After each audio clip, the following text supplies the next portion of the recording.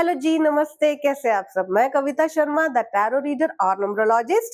आज हम देखेंगे मेरे लिब्रास के लिए मई मंथ कैसा रहने वाला है, जिसमें हम देखेंगे लिब्रास के लिए finance energy, career energy, money और रिलेशनशिप एनर्जी कैसी रहने वाली है। तो चले जल्दी से शुरू करते हैं। मई मंथ मेरे लिब्रास के लिए कैसा रहने वाला है और कैसी रहेगी उनकी एनर्जी और finance, career, relationship. Divine please guide. चले देखते हैं। Mahadev. The tower. Oh my God, क्या हो गया लिब्रास को भाई? Queen of cup. Okay, the emperor.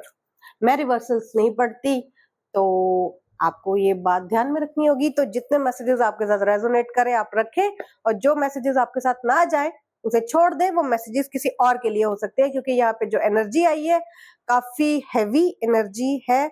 और मुझे लगता है कि मेरे लिब्रास ने शायद अभी कोई टावर मोमेंट देखा है, शायद कोई जॉब का चले जाना, किसी अपने का दूर चले जाना, दुनिया से चले जाना, कोई ब्रेकअप, कोई बड़ा ब्रेकअप, कोई बड़ा हर्ट शायद उन्होंने देखा है, कोई बड़ा नुकसान शायद मेरे लिब्रास ने अभी रिसेंट पास्ट में फेस किया है। अगर ऐसा नहीं है तो फिर ये आपकी मई की एनर्जी हो सकती है।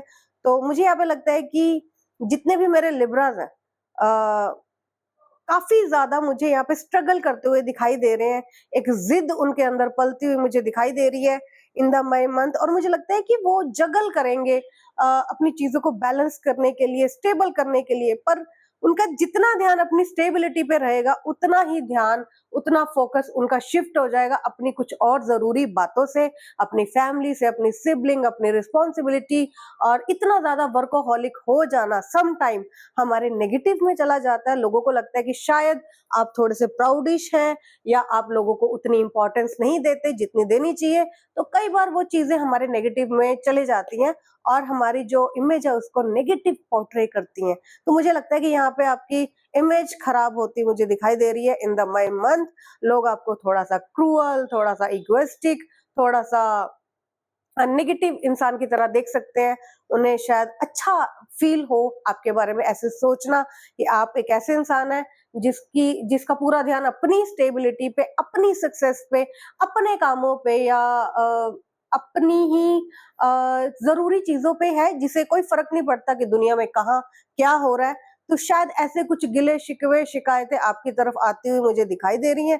मुझे लगता है कि लोग आपके बारे में मिसकंसेप्शन रख सकते हैं और आपके बारे में नेगेटिव गॉसिप होता हुआ भी मुझे दिखाई दे रहा है। और लोगों को लग सकता है कि आप जो डिसीजंस लेते हैं वो बायस होके लेते हैं, आपको कोई फर्क नहीं पड़ता कि उससे दूसरों की जिंदगियों पे क्या असर पड़ता है।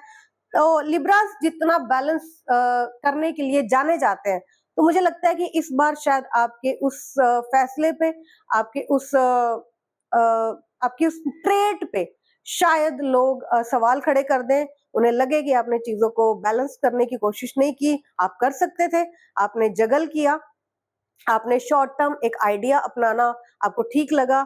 और शायद इस वजह से मेरे जितने भी लिब्रास हैं स्लीपिंग इश्यूज का शिकार हो सकते हैं। नींद कम आना, या एकदम से नींद का खुल जाना, या नाइटमेयर्स का आना, या फिर एकदम से सोते सोते गहरी नींद से जाग जाना, ऐसे लगना कि आपको कोई आवाज लगा रहा है, या कोई चुपके से धीरे से बात कर रहा है, या किसी के होने का एहसास होना। ऐसी कुछ चीजें मुझे लगता है आपके साथ हो सकती हैं। नींद टूट कर आना, ऐसा कुछ यहाँ पे सिम्टम्स दिखाई दे रहे हैं।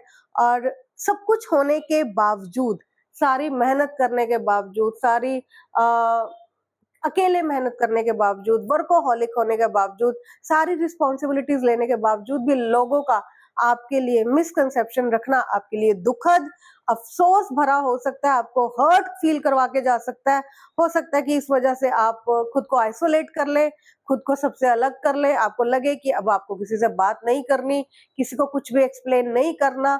मनी यहाँ पे मुझे दिखाई दे रही है, मनी मैटर्स हो सकते हैं, लेकिन मुझे नहीं लगता कि मेरे लिब्रास को कोई मनी इश्यूज यहाँ पे होंगे इन द मई मंथ।